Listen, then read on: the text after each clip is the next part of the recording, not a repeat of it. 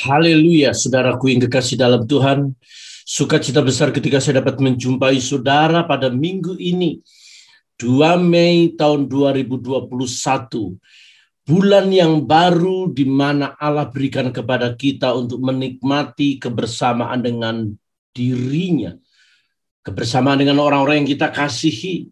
Itu merupakan sebuah anugerah yang besar buat kita. Untuk itu mari kita bersama-sama merenungkan kebenaran firman Tuhan sebagai bekal hidup kita di hari nanti. Untuk membangun anatomi spirit kita agar kita sesuai dengan rencana dan kehendaknya. Untuk itu kita berdoa bersama-sama. Bapa yang baik, kami bersyukur ketika kami masih dapat hidup bersama orang-orang yang kami kasihi dan menikmati anugerah Tuhan yang besar dalam hidup kami. Kami bersyukur kalau kami masih mendengar kebenaran firman Tuhan, dan firman-Mu biarlah tertanam dalam setiap hati kami. Dan olehnya kami semakin mengasihi, semakin bersungguh-sungguh untuk kemuliaan dan kepujian bagi nama Tuhan. Dalam nama Yesus kami berdoa, haleluya, amin. Saudaraku yang kekasih dalam Tuhan Yesus Kristus, hari ini kita akan berbicara tentang kekekalan, selera Tuhan. Jadi Tuhan memiliki selera dalam dirinya, adalah suatu kekekalan.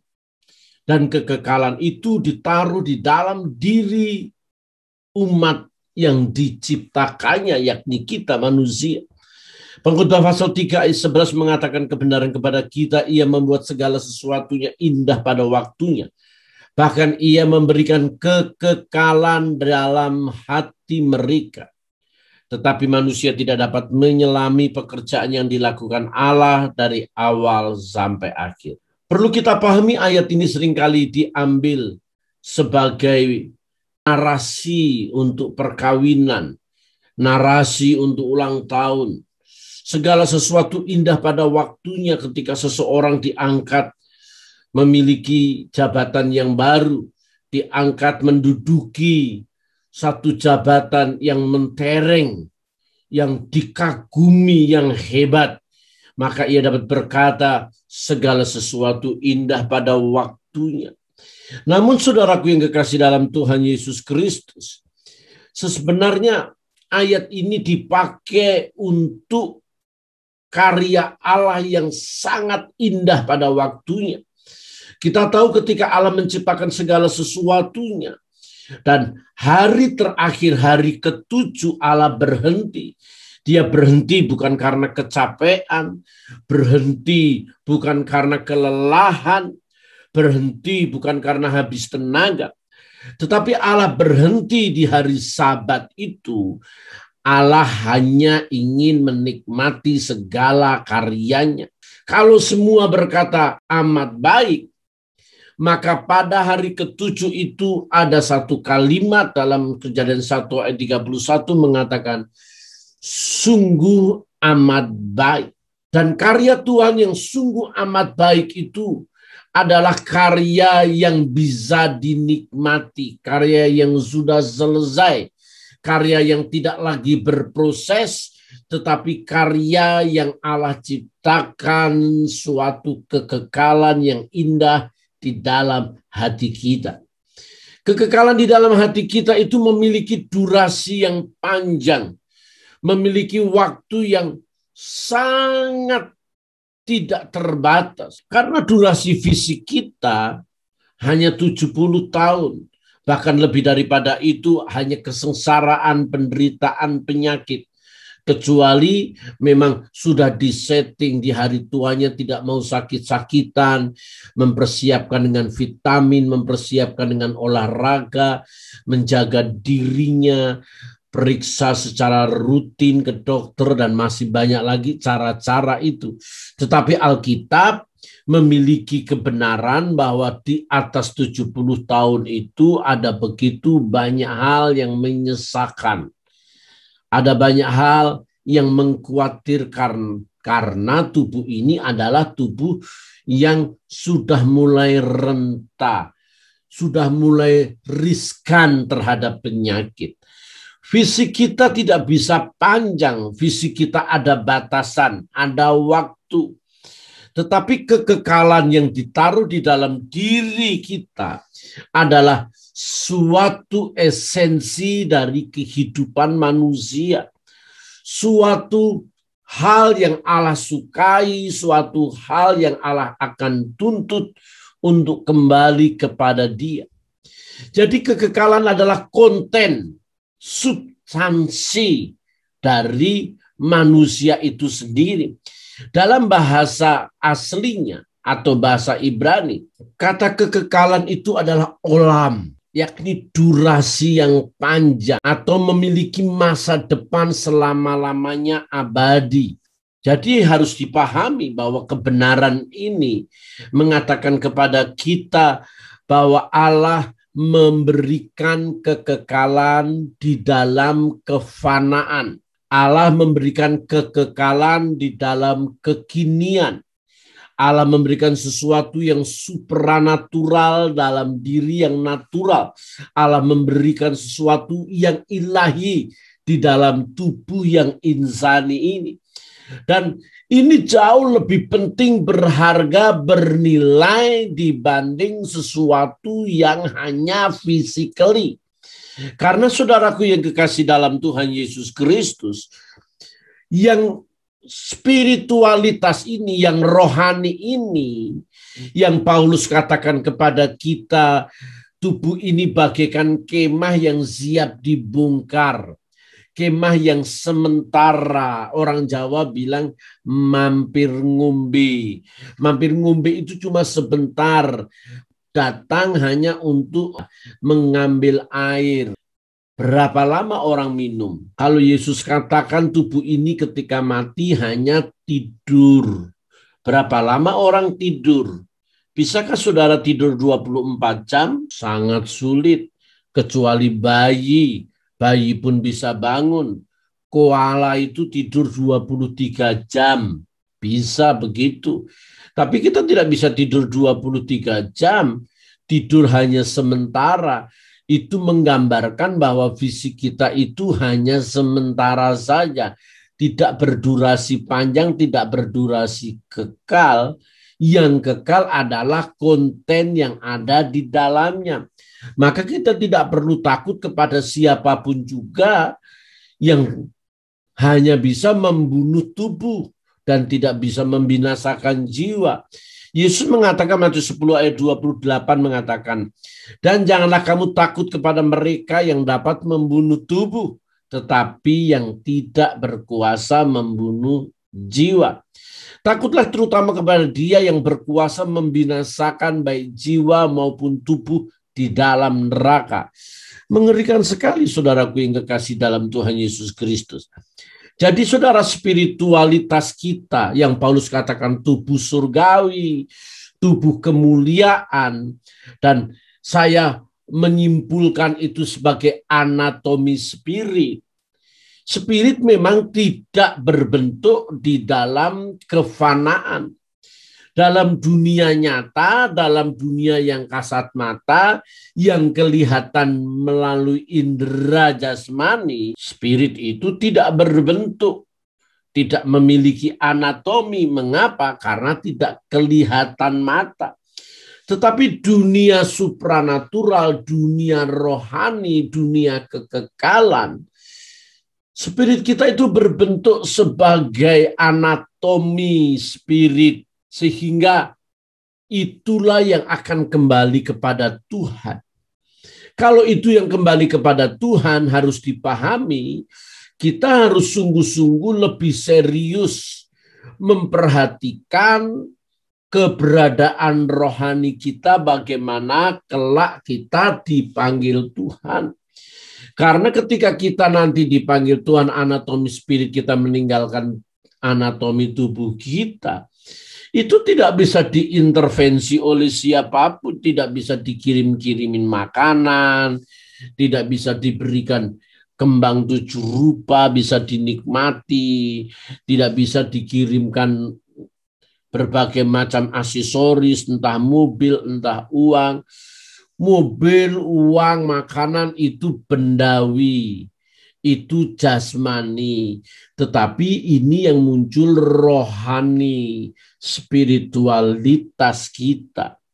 Sehingga saudara perlu kita pahami dan kita mengerti betapa pentingnya menjagai hidup kita. Bisa dibayangkan ketika kita menikmati hari-hari bersama Tuhan itu gagal nantinya. Selamanya, everlasting, artinya kekal, kita terpisah daripada Tuhan. Karena saudara, setiap orang yang dipanggil Tuhan itu tidak selalu menghadap Tuhan. Walaupun dia menerima panggilan Tuhan. Ada orang dipanggil Tuhan tidak untuk menerima kebersamaan dengan Tuhan, tetapi dipanggil oleh Tuhan untuk menerima hukuman. Daniel 12 ayat 2-3 saya akan bacakan kepada saudara. Dan banyak dari antara orang-orang yang telah tidur dalam debu tanah akan bangun, sebagian untuk mendapat hidup yang kekal, sebagian untuk mengalami kehinaan dan kengerian yang kekal. Dan orang-orang bijaksana akan bercahaya seperti cahaya cakrawala, dan yang menuntun banyak orang kepada kebenaran seperti bintang-bintang, tetap untuk selama-lamanya. Saudaraku yang kekasih dalam Tuhan Yesus, betapa mengerikan, betapa sangat menyakitkan dalam kekekalan nanti kalau kita tidak menemukan sesuatu yang penuh kemuliaan. Orang yang bangun dari kematian, dibangkitkan dari kematian, tidak untuk menerima mahkota, tapi untuk menerima malapetaka. Itu harus kita pikirkan sekarang. Kalau tidak kita pikirkan sekarang, kita hanya sibuk dengan berbagai macam hal-hal yang physically saja, maka dipastikan kita tidak akan dapat memperoleh sesuatu yang indah daripada Tuhan. Dan itu pun juga diciptakan Tuhan, saudaraku yang kekasih. Kekekalan itu juga diciptakan Tuhan. Kolose 1 ayat 16, karena di dalam Dialah telah diciptakan segala sesuatu yang ada di surga dan yang ada di bumi, yang kelihatan dan yang tidak kelihatan, baik singgasana maupun kerajaan, baik pemerintah maupun penguasa, segala sesuatu diciptakan oleh Dia dan untuk Dia. Saudara, ada satu dunia yang Allah miliki, yang diberikan kepada kita adalah dunia yang kasat mata. Tetapi Dia juga berikan kepada kita satu kekekalan dunia yang tidak kelihatan di dalam hati kita. Ayat tadi diterjemahkan oleh King James bahwa Allah menciptakan sesuatu, memberikan sesuatu indah pada waktunya, dan Dia juga menciptakan dunia di dalam hati kita. Set the world in their heart. Jadi ada satu dunia dalam hati kita, ada satu dunia dalam jiwa kita, ada satu dunia di dalam konten kehidupan manusia kita untuk kita dapat menikmatinya. Oleh sebab itu, saudara, melalui kebenaran firman Tuhan ini, saya ingin sekali lagi mengingatkan, jangan sampai kita terjerumus di dalam kehidupan yang hanya fana, yang hanya sementara. Secantik-cantiknya saudara, ada batas waktu, bukan? Seganteng-gantengnya saudara, ada batas waktu. Bahkan sepandai-pandai saudara pun masih ada batas waktu.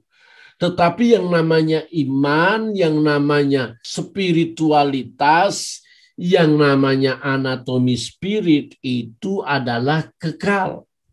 Untuk itu mari kita bangun. Yang pertama yang kita pahami bahwa kekekalan itu seleranya Tuhan. Kalau Tuhan memiliki selera kekekalan, maka kita harus menyesuaikan dengan seleranya Tuhan. Karena hendaklah hidupmu sepadan, seirama, seatmosfer apa yang Tuhan kehendaki, apa yang Tuhan inginkan. Kalau Tuhan inginkan sesuatu untuk kita lakukan, kita kerjakan sesuai kehendak dan kemauannya, mari kita melakukannya. Di luar itu adalah sesuatu yang sangat membahayakan dan mengerikan. Mari kita melihat sesuatu hal yang penting dalam hidup kita. Untuk anatomi tubuh kita itu hanya berfungsi hal-hal keduniawian. Hal-hal yang insani itu hanya untuk sementara, tapi hal-hal yang rohani untuk kekal. Jadi ada kehidupan yang duplikating.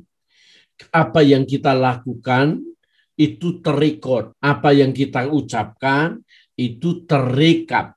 Jadi kita on air hari demi hari kepada Tuhan. Kita ini langsung bisa dilihat, bisa dipandang oleh siapapun juga. Dan recording ini, rekaman ini akan tayang ulang dalam kekekalan yang berubah bentuk, baik hukuman maupun kemuliaan.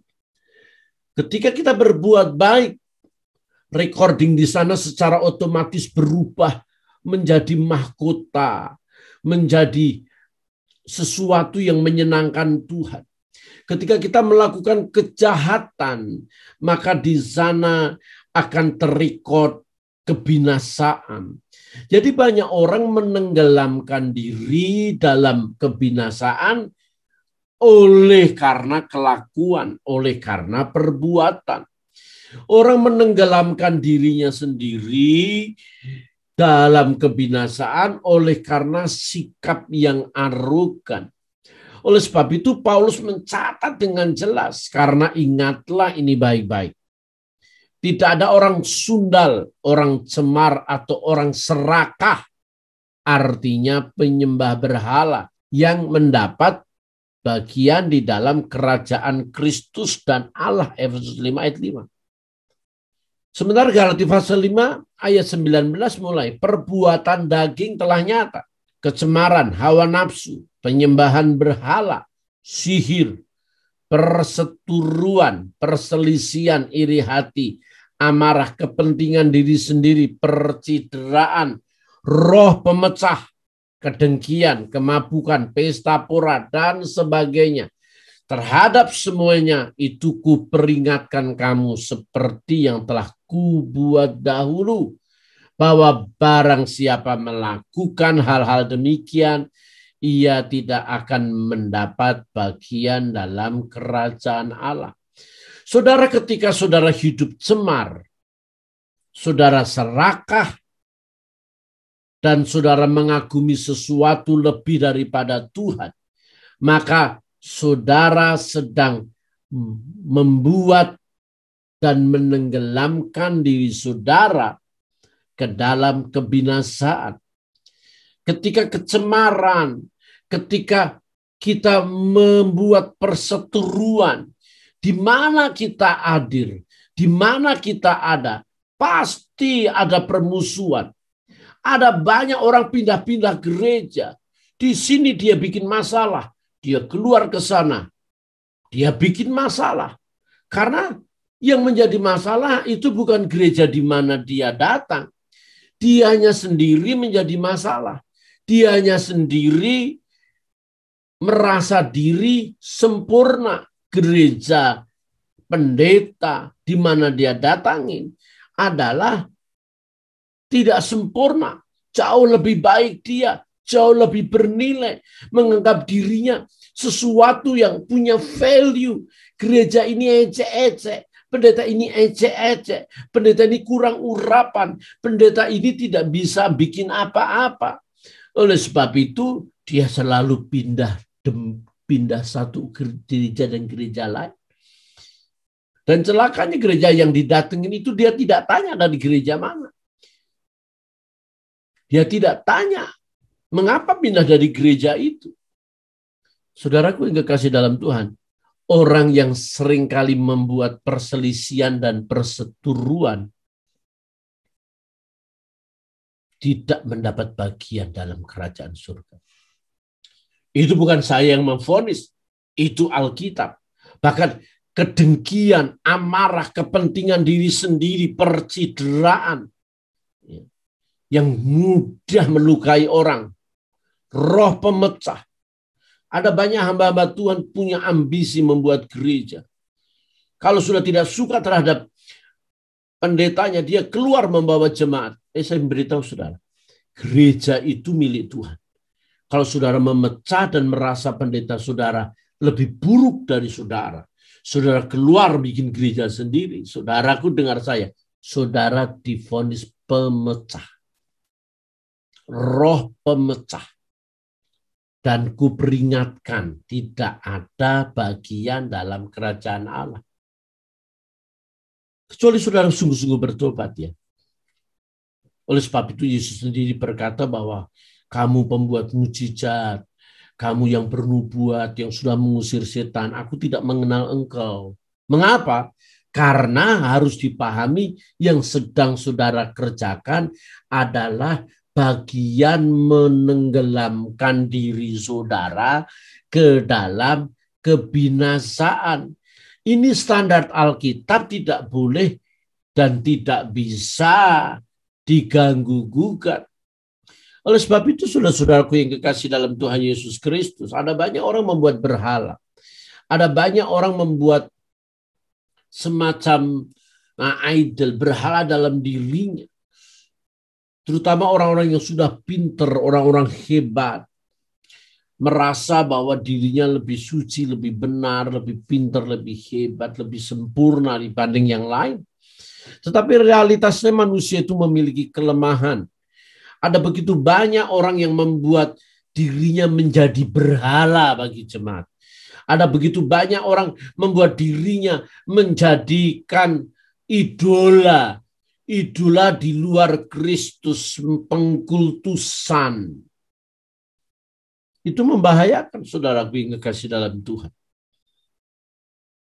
Sementara mereka yang tidak dikultuskan mengkritik hamba-hamba Tuhan yang dikultuskan, menyesat-nyesatkan hamba Tuhan yang begitu banyak dikagumi. Dia tidak punya panggung, dia tidak punya nilai, dia tidak punya track record yang bagus. Track recordnya hanya menjelek-jelekan orang. Saudara, kita perlu memahami, teologi itu bagus. Tapi teologi di luar pimpinan Roh Kudus itu malah petaka. Teologi di luar pimpinan kuasa Allah itu malah petaka, terkutuklah orang yang mengandalkan akal budinya, pikirannya sendiri.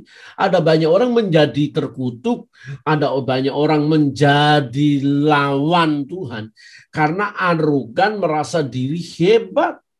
Di dalam pelajaran teologi ada yang namanya dispensational teologi. Teologi ini mengajarkan bahwa Allah bekerja dalam waktu dengan cara tertentu yang cocok dipakai orang itu, masa itu, dan tidak bisa dipakai di masa yang lain. Bahkan Allah mengajarkan hal-hal tertentu di waktu tertentu yang tidak bisa dipakai di waktu yang berbeda. Kecuali tentang karakter, tentang sifat ilahi, itu berlaku sepanjang masa. Saudaraku yang kekasih dalam Tuhan, ada begitu banyak orang tidak belajar. Kita memang mengagumi cara Musa memimpin bangsa Israel sampai ke tanah Kanaan. Belajar dari kesabarannya, belajar dari kelembutannya. Kita tidak belajar bagaimana cara Musa membelah laut, laut Kolsom. Kita tidak bisa kemana-mana menggunakan tongkat Musa seperti Allah memakai Musa. Maka tongkat ini akan membelah segala sesuatu yang di depan saya. Nggak bisa, saudara. Kalau itu bisa dilakukan, saya kepingin membawa tongkat Musa. Saya kalau macet tinggal buka jalan aja terbelah.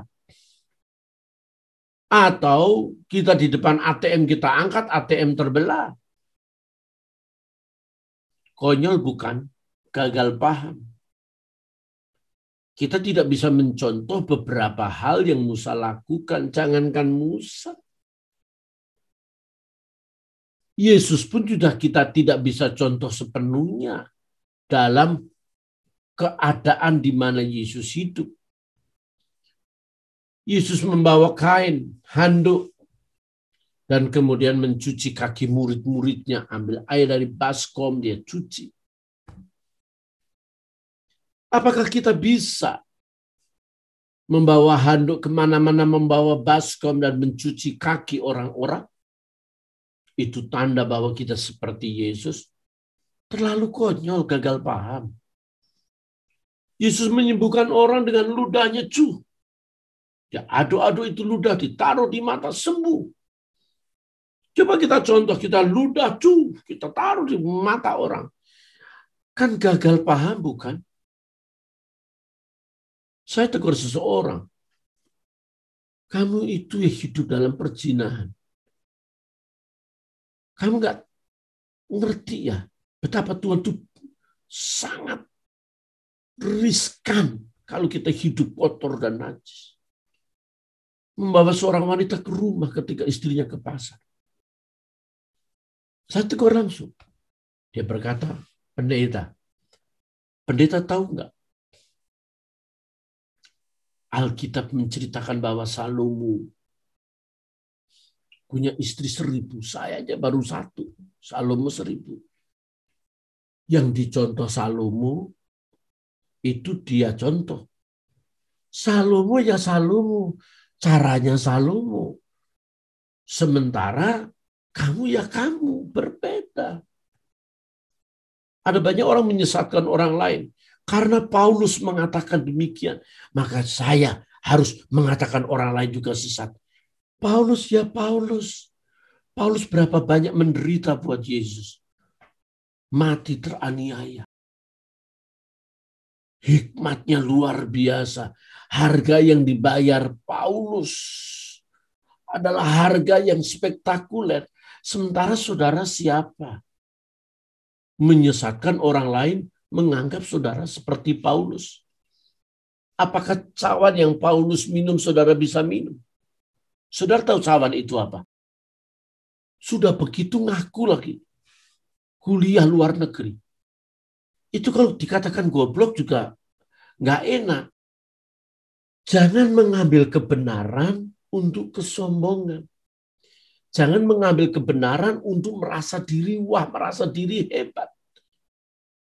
Itu hanya sentuhan duniawi. Itu tidak terrekod di sana dalam kekekalan kemuliaan.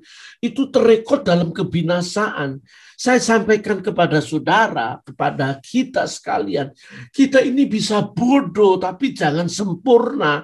Orang bodoh nilainya 10, 100. Saudara yang jasmani ini terkadang memenamkan kita ke dalam kebinasaan. Kita merasa bangga, merasa hebat, merasa paling benar, kuliah paling sukses, kuliah paling mentereng. Apakah kuliah saudara membawa saudara ke dalam kesucian yang sungguh-sungguh dengan Tuhan? Apakah kuliah saudara membawa saudara dalam kerendahan hati? Kalau kuliah saudara membawa saudara dalam tinggi hati dan arogansi, buang jabatan saudara. MTH itu magister teologi, bukan makin tinggi hati. Saudaraku yang kekasih dalam Tuhan, saya mengingatkan, itu tidak membangun anatomi spiritmu dalam kekekalan kemuliaan, tapi membangun anatomi spiritmu dalam kebinasaan, membangun anatomi spiritmu dalam neraka yang kekal. Perlu saya ingatkan kembali, seleranya Tuhan adalah selera di mana namanya dipermuliakan. Apakah ketika saudara menjahati orang lain, perseteruan, percideraan, pemecah belah, saudara dapat mempermuliakan nama Tuhan? Tentu tidak. Pantas saja agama lain berkata bahwa orang Kristen itu pada ribut sendiri. Alkitabnya sudah dipalsukan. Pantesan mereka ribut sendiri karena mereka masih sibuk membuat doktrin dan dogma. Masalahnya itu terjadi orang-orang pendeta-pendeta yang hanya mencari kehidupan, tidak memberi hidup, tapi mencari hidup. Tidak berkorban, tapi makan korban. Mengapa? Karena hanya mencari subscribe, mencari viewer. Bagaimana semakin banyak, pendeta mana lagi yang saya kritik, pendeta mana lagi yang saya hujat, pendeta mana yang saya hakimi, pendeta mana yang saya sesat-sesatkan. Saudara ingat, saya ingin menyampaikan satu hal. Bangunlah anatomi spiritmu untuk kemuliaan Tuhan. Setiap kata-kata kita terikut, setiap tulisan-tulisan kita di jejak digital tidak bisa dibohongi. Saya ingin beritahu sesuatu kepada saudara, kekekalan di dalam dirimu, dunia di dalam dirimu, dunia di dalam diriku, substansinya adalah seleranya Tuhan. Saudara tahu, orang Farisi, ahli Taurat yang benar-benar membenci Yesus. Yesus tidak sedang merendahkan orangnya. Bahkan Yesus memuji loh mereka. Yesus sedang marah karena kelakuannya yang berbeda dari ajarannya. Yesus mengatakan kepada mereka, dengarlah ajarannya. Ajaran dengar. Ajarannya tidak dikritik loh. Dengarkanlah ajarannya dan jangan dicontoh kelakuannya. Saya beritahu saudaraku yang kekasih dalam Tuhan. Saudara yang suka nonton YouTube. Pendeta-pendeta model begini, jangan dengar ajarannya. Juga jangan contoh kelakuannya. Karena itu akan menenggelamkan kita. Sia-sialah waktu kita untuk mendengar, melihat hal-hal yang cuma percideraan, permusuhan, kedengkian, iri hati. Jangan sampai kita tertransfer ketika kita melihat, oh ya memang benar ya itu pendeta begitu. Memang benar ya. Saudaraku dengar saya, saudara. Kekaguman kita adalah kristosentris, apa yang Yesus ucapkan, kita renungkan, kita lakukan. Andalkan pimpinan Roh Kudus. Roh Kudus yang mengajarkan kita mengetahui kebenaran sehingga kita tidak terlalu arogan. Kita punya kelemahan. Saudara petantang-petenteng dan merasa diri orang punya nilai, punya value. Value apa? Nilai apa? Nilai arogansimu untuk menghancurkan orang lain. Sekali lagi selera Tuhan itu kekekalan. Bukan kebinasaan. Kekekalan itu bukan kehancuran. Kekekalan itu adalah segala sesuatu yang bernuansa Roh Kudus.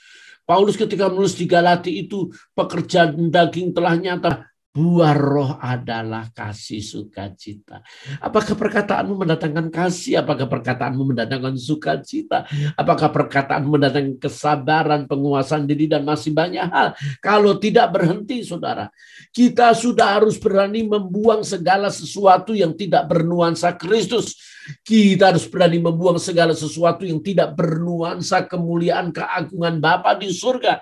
Jika tidak demikian, kita harus sadar bahwa kita hidup hanya menjadikan diri kita orang-orang yang berpenduduk kebinasaan dalam neraka yang kekal. Dan harus diakui banyak pendeta yang tidak mau mendengar khotbah pendeta lain karena merasa diri hebat. Tidak ada hal yang lebih bisa membangun hidup kita selain Roh Kudus. Kebenaran itu mengajar kepada kita untuk belajar rendah hati. Jadi selera Tuhan itu ada satu kekekalan dan kemuliaan. Dan tentu yang terakhir yang saya ingin katakan kepada saudara. Mari kita membangun sesuatu yang menyenangkan hati Bapa di surga. Yohanes 4:32 saya bacakan kepada saudara.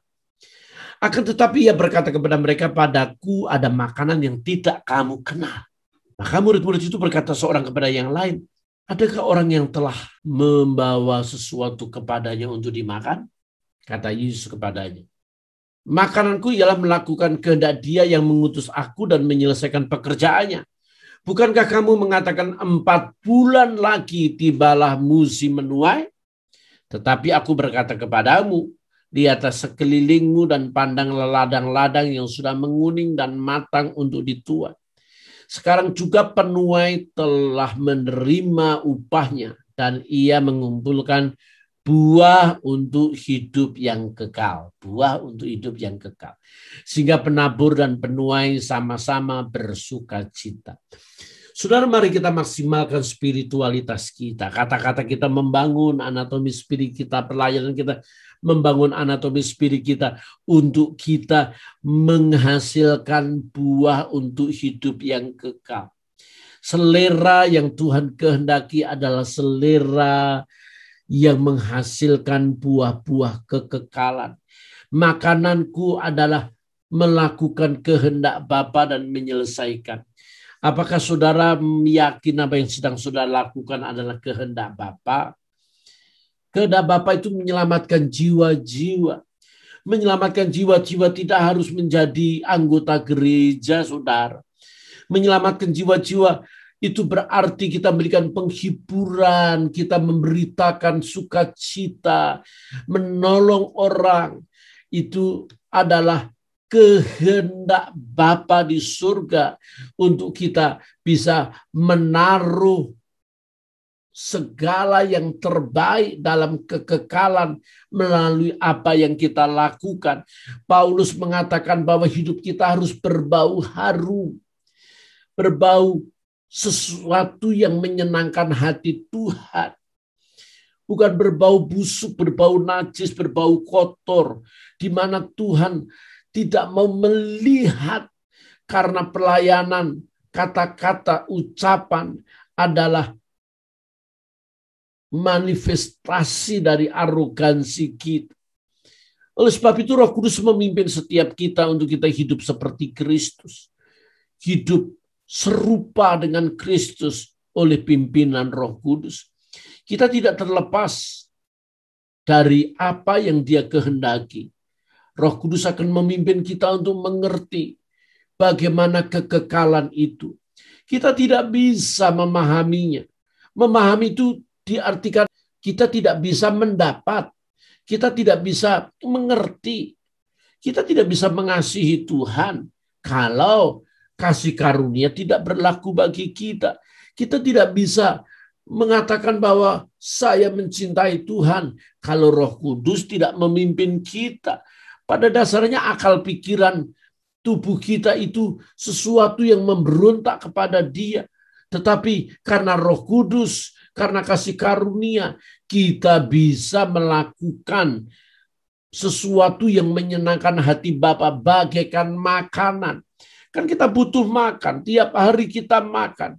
Tiap hari kita memasukkan suplai vitamin, suplai protein di dalam tubuh kita supaya kita hidup. Maka Alkitab mengatakan dengan jelas, Yesus berkata bahwa manusia hidup bukan karena roti. Roti itu melambangkan makanan, entah nasi, entah apapun juga secara fisik. Manusia tidak hanya hidup secara physically, tetapi makan itu firman Tuhan. Dan firman itulah yang menjadikan kita seperti apa yang Dia mau. Makanan itu akan membuat kita menjadi seperti apa yang Dia kehendaki.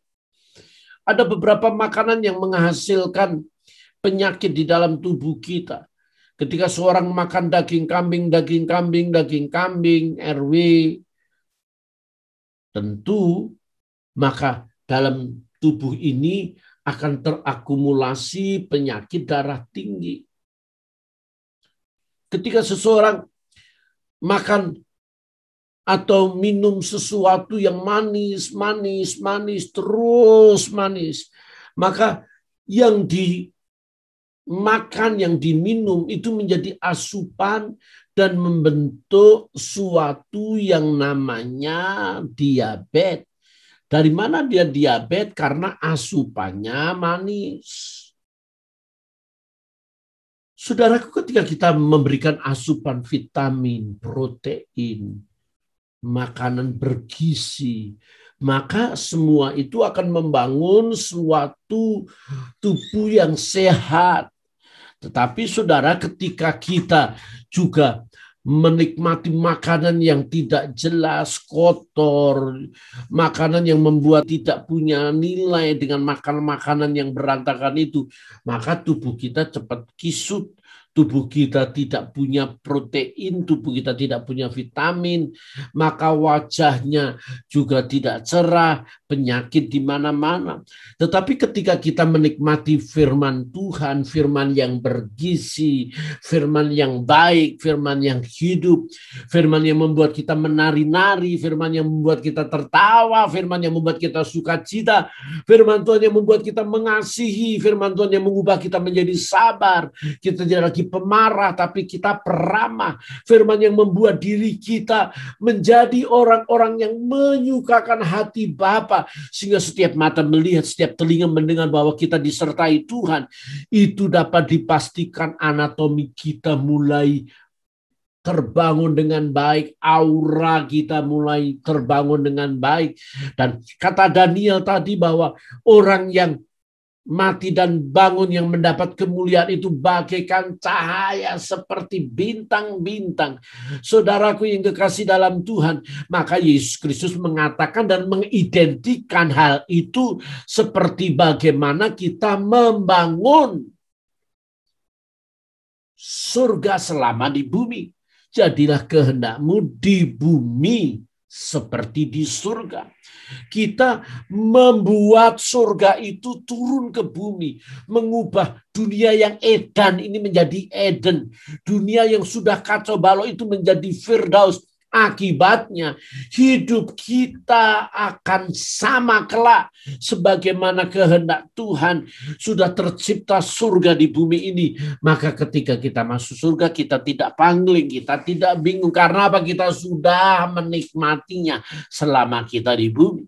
Untuk itu saudara yang kasih dalam Tuhan, kekekalan itu adalah selera Tuhan. Harus dipahami, dimengerti, dilakukan. Jauhi segala sesuatu yang menenggelamkan kita dalam kekekalan. Dalam kebinasaan. Hindari segala sesuatu yang tidak berkristosentris. Hindari segala sesuatu yang tidak berada dalam pimpinan Roh Kudus. Bahkan buang jauh-jauh. Jangan pernah mendengar, jangan pernah melihat segala sesuatu yang membuat kita jauh daripada Tuhan. Bahkan buang teologi saudara. Kalau teologi saudara menjadikan saudara jauh daripada Tuhan. Buang pengetahuan saudara ketika pengetahuan itu membuat saudara terlepas dari kasih karunia Allah. Maka Yesus mengajarkan kepada kita, ketika matamu menyesatkan engkau, cungkilah. Ketika tanganmu menyesatkan engkau, penggalah. Supaya apa, saudaraku yang kekasih dalam Tuhan? Supaya kita memahami sebuah kebenaran. Kekekalan itu ada di dalam diri kita dan kekekalan itu seleranya Tuhan. Maka dapat dipastikan, mari kita jauhi segala sesuatu yang Tuhan tidak berkenan. Memang tidak bisa, kita daging. Memang sulit, saya tahu, kita sama-sama berjuang. Tetapi satu hal, Roh Kudus yang memampukan, Roh Kudus yang membuat kita dapat melakukan yang terbaik hanya untuk kemuliaan nama Tuhan. Biarlah sebentar lagi kita akan menikmati perjamuan kudus. Tuhan memberkati saudara. Haleluya. Amin. Bapa, kami bersyukur untuk kebenaran firman-Mu dan firman-Mu tertanam dalam setiap hati kami.